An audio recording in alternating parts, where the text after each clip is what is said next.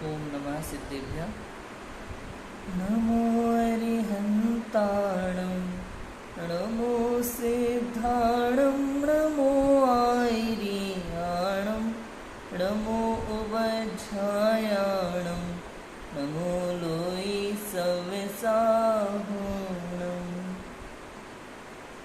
लक्ष्मीनिवास निलयं विलीन विलयं निधाय हदिवीरम् आत्मानुशासनमहं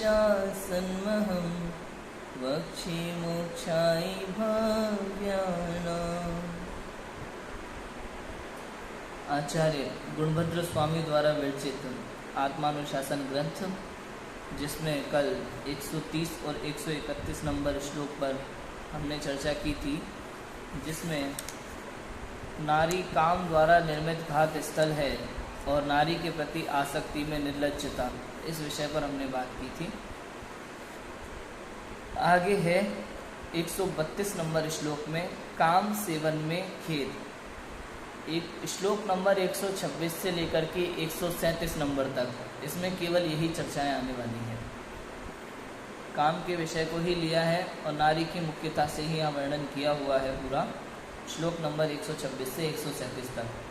आज हमारा 132 नंबर का श्लोक है, पढ़ते हैं हम। काम सेवन में खेद कि तू जिन स्थानों में रति करता है उनका स्वरूप आगामी 3 छंदों में दिखाते हैं। 132, 33 और 34 इन 3 छंदों में दिखाएंगे क्या कि जिन स्थानों में तू रति करता है, जिन स्थानों में तू रमण करता है, काम सेवन करता है, उन स्थानों का स्वरूप यहाँ आगामी 3 छंदों में बताने वाले हैं।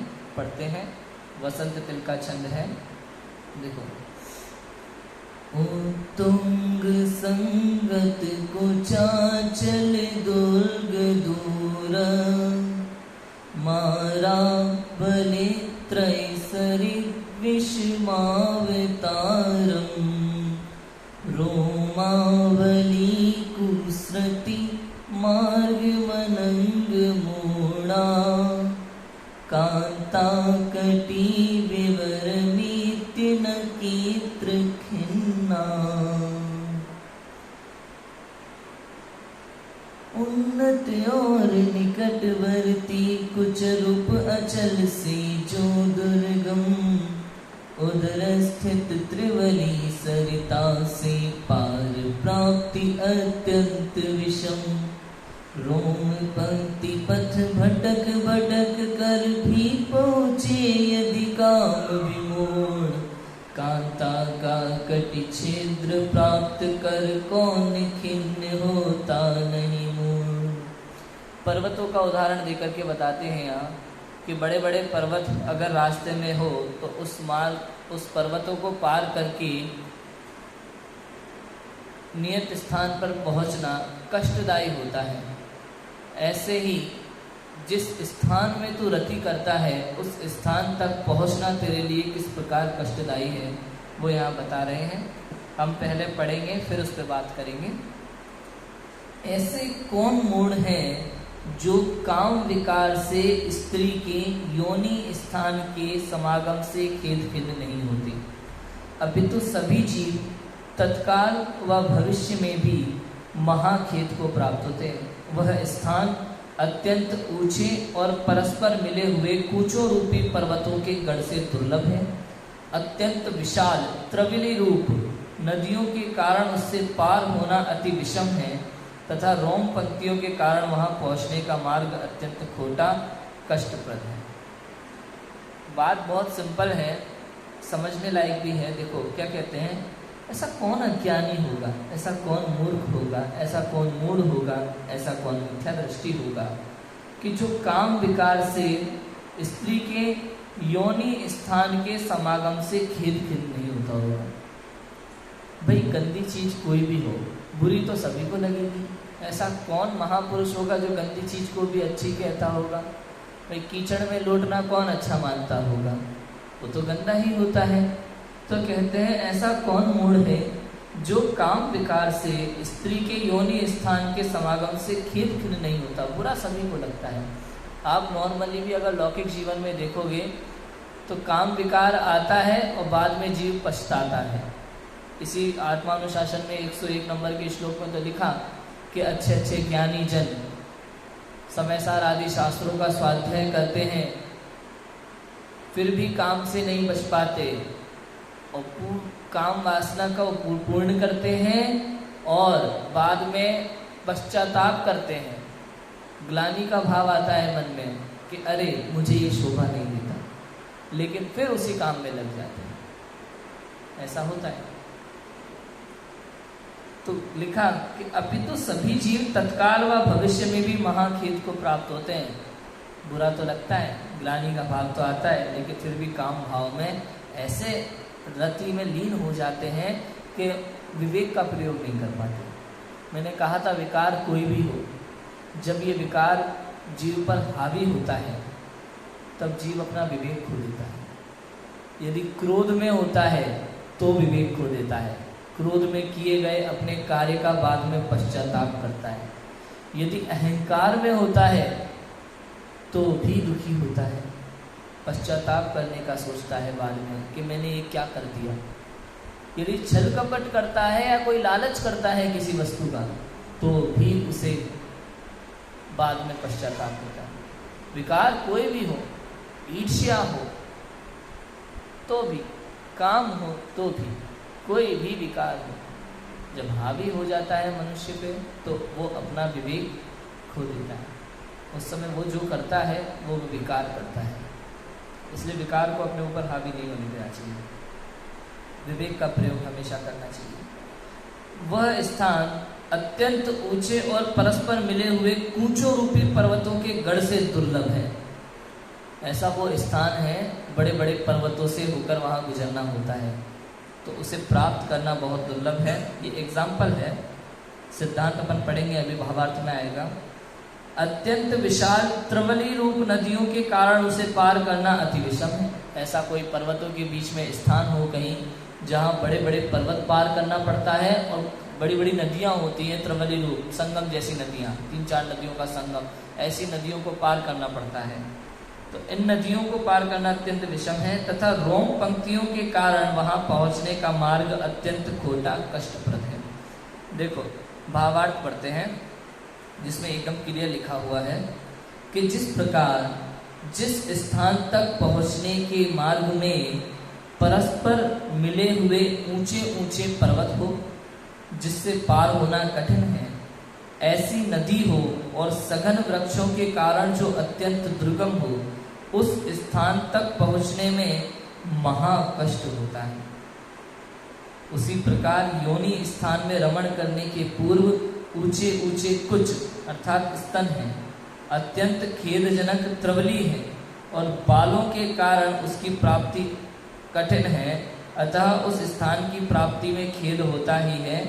फिर भी यह मूढ़ जीव प्रत्यक्ष खेद को सुख मानता है। जिस प्रकार कोई दुखी व्यक्ति अपना सिर फोड़ने में सुख मानता है, उसी प्रकार काम से पीड़ित व्यक्ति दुख में भी सुख की कल्पना करता है, इसलिए काम विकार मिटाना योग्य है। सिंपल सी बात है।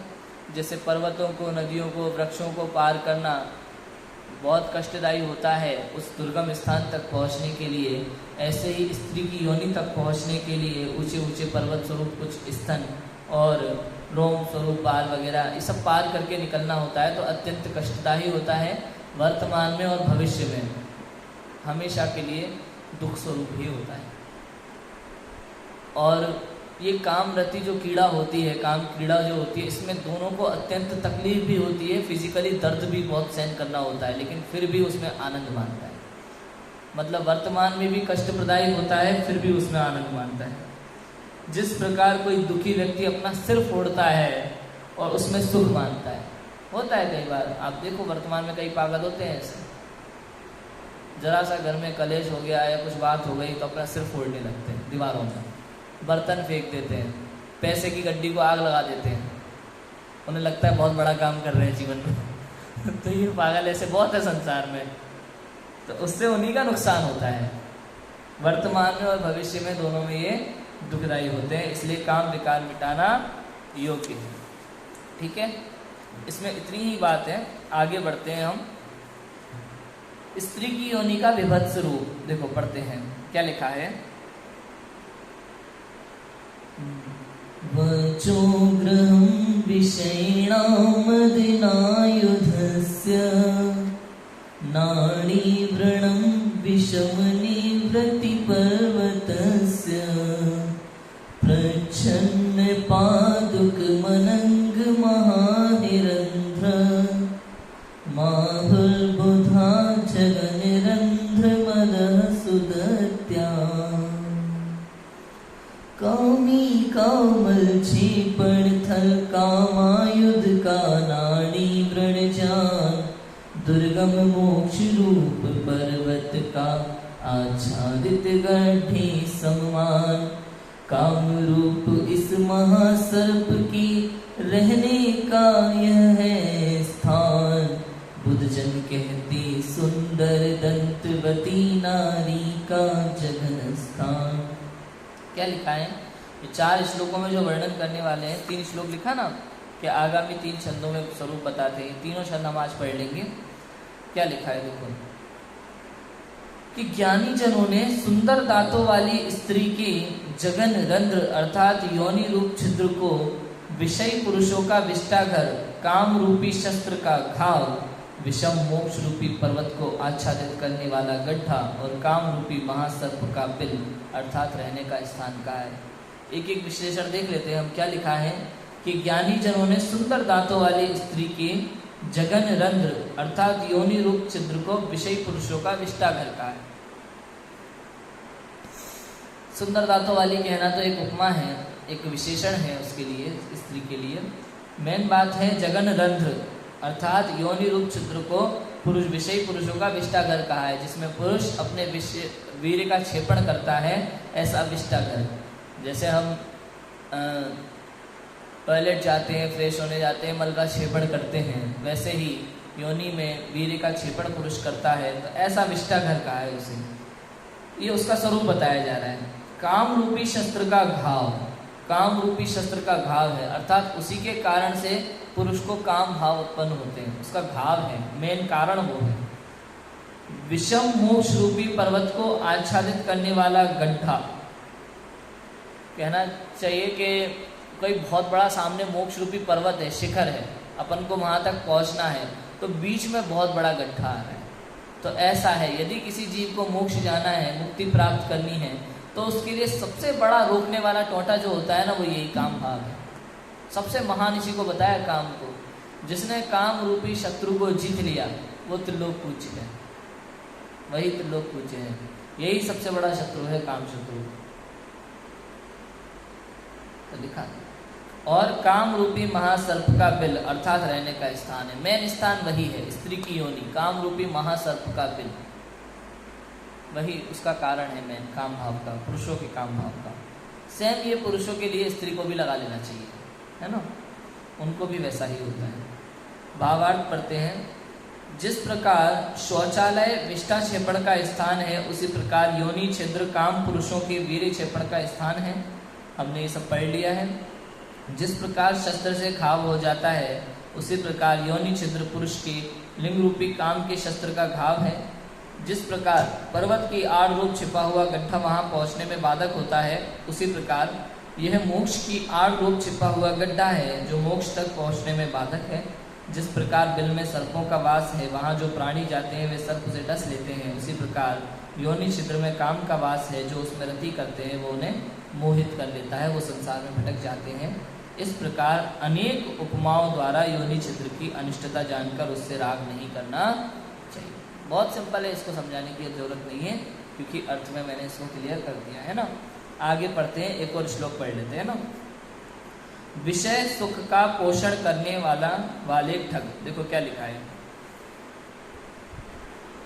अध्यास्यापि तपोवनं वत परि नारी कटी कोटरी व्याकृष्टा विषये पतन्ति कर्णः कूटावपाते यथा प्रोचे प्रीतिकरीं जनस्य जननीं प्राग्जन्मभूमिं च यो व्यक्तं तस्य दुरात्मनो दुरुदितैर्मन्ये जगद्वञ्चितम्। तब विपिन जाकर भी जन नारी कटिकोटर में गिरते, विषयी से आकर्षित गज जो छलकृत गड्ढे में पड़ते। पूर्व जन्म की जन्मभूमि को प्रीति कर जो कहते हैं, दुष्ट वचन द्वारा वे वंचक सारी जग को ठगते हैं। देखो अर्थ क्या लिखते हैं, बहुत बढ़िया छंद इसमें लिखा हुआ है, काफी अच्छा अर्थ है इसका। हाँ हाँ, धर्म से भ्रष्ट होने वाले कोई जीव तप करने के स्थान अर्थात वन में जाकर भी विषयों से प्रेरित होकर कपट से बनाए हुए गड्ढे में गिरने वाले हाथी के समान स्त्री के कटी छिद्र में गिरते हैं। अरे मैं तो ऐसा मानता हूँ कि योनि तो मनुष्य का जन्म स्थान होने से उसकी माता है, और उसे प्रीति उत्पन्न करने वाली कहकर खोटी कविताएं लिखने वाले दुष्टात्मा कुकवियों के दुष्ट वचनों से यह जगत ठगाया जाता है। सिंपल अर्थ है, देखो समझने लायक है कि धर्म से भ्रष्ट होने वाले कोई जीव तप करने के स्थान पर अर्थात वन में जाकर भी विषयों से प्रेरित होकर कपट से बनाए हुए गड्ढे में गिरने वाले हाथी के समान स्त्री के कटी छिद्र में गिरते हैं।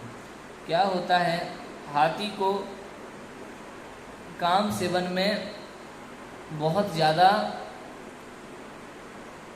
लीन बताया गया है, उसको काम सेवन के बहुत ज़्यादा भाव होते हैं हाथी को। इसलिए जब जंगल में शिकारी लोग हाथी को पकड़ते हैं तो एक बीच में बहुत बड़ा गड्ढा बनाते हैं, बहुत बड़ा गड्ढा जिसमें हाथी आराम से समा जाए। इतना बड़ा गड्ढा उसके लिए खोदा जाता है और उसमें सूखी घास भर दी जाती है ताकि हाथी को पता न चले कि यहाँ गड्ढा है, और दूसरी तरफ हथिनी को खड़ा कर दिया जाता है गड्ढे के पार, और फिर हाथी उस हथिनी को देख करके दौड़ा चला आता है काम व्याकुलता के कारण, काम भाव के कारण, और उस गड्ढे में गिर जाता है। इसी तरह हाथी को पकड़ा जाता है शिकारियों द्वारा अधिकतर। तो ऐसे ही ऐसा कोई जीव जो तप करने के लिए वन में गया है, दीक्षा लेकर के गया है, बिना दीक्षा ले भी गया हो, तप करने के लिए वन में गया है, जंगल में गया है, वहाँ तप कर रहा है, किंतु फिर भी यदि कोई स्त्री को देखता है तो मोहित हो जाता है और उस योनि छिद्र के कारण से उस छिद्र में गिर जाता है, काम भाव उत्पन्न हो जाता है और वो अपने मार्ग से भटक जाता है। ऐसा होता है, जैसे हाथी काम भाव के कारण गड्ढे में गिर जाता है, ऐसे ही ये तपस्वी ये भी काम भाव के कारण उस गड्ढे में गिर जाता है, अपने मार्ग से भटक जाता है। आचार्य देव कहते हैं कि अरे मैं तो ऐसा मानता हूँ कि योनि तो मनुष्य का जन्म स्थान होने से उसकी माता है। सीधी बात, जिनवाणी तो कहती है भैया कि प्रत्येक स्त्री से तेरा कभी ना कभी माता का संबंध रहा है, तो किसके साथ रति कीड़ा का भाव रखता है? सब तेरी माँ रह चुकी है, सब तेरी बहन रह चुकी है, सब तेरी पत्नी रह चुकी है, सब विष्टा है, उल्टी है, उल्टी के समान है, बारंबार भोग रहा। तूने अनंत बार भोगा है और अनंत जीवों ने अनंत बार भोगा है, तो विष्टा के समान है, उल्टी के समान है, जिसे तू खाना चाहता है, भोगना चाहता है। और लिखते हैं कि उसे प्रीति उत्पन्न करने वाली कहकर खोटी कविताएं लिखने वाले दुष्टात्मा कुकवियों के दुष्ट वचनों से जगत ठगाया जाता है।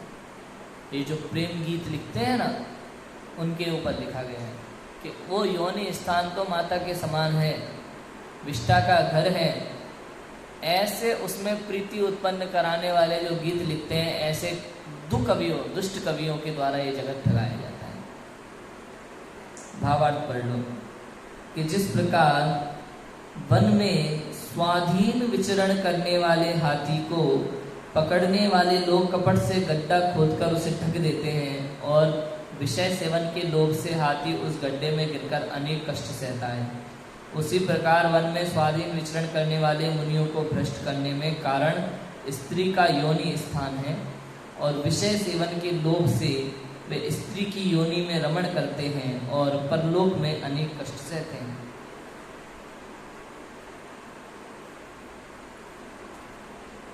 समझाया? विषय सेवन का लोभ आ जाता है, तपस्वी को भी आता है। वनों में तपस्या कर रहे हैं बैठ के, यदि मन में विकार आ गया तो तपस्या से भ्रष्ट हो गए। दीक्षा से भ्रष्ट हो गए, यदि किसी स्त्री को देखकर मोहित हो गए तो भ्रष्ट हो गए।